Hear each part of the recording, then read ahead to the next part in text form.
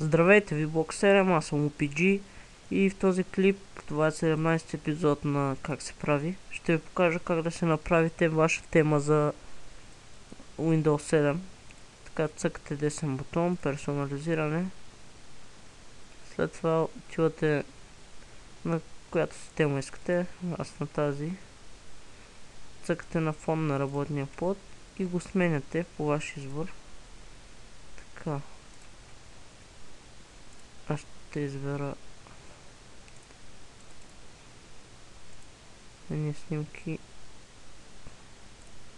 Така, избирате ги всичките, избирате на колко време да се променя снимките. 3 минути най-добре. Натискате запис и фон на работния плод се смениха, да. Така, ето вече се сменят. След това следващата стъпка е цвят на прозорците. Избирате какъв цвят да са прозорците, ще избера зелен. Звуците при отварянето на прозорци, какви звуци да се чуват.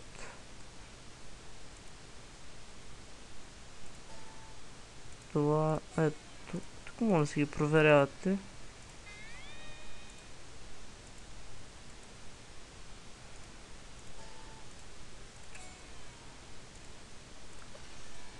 Това не е хубаво. И скринсейвър.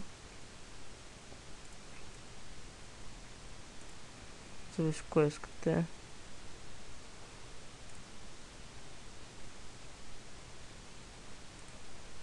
Айде, това ще избера. Вижте какво е. Цъкате го и вашата тема е готова. Запишите темата. Рафаел Надал Чемпион. Ще цъкате темата. Ето, записвате. Става се. И ето е темата. Виждате картинките, които сложихме, да ги сменям. Докато не свърша, след една минута ще се покаже и ако не барам нищо, ще се покаже скринсейвъра. И това е много лесно да се прави тема. Показах ви как. Имах въпроси на лично съобщение, за това правя този урок. И довиждане до следващия клип на Как се прави.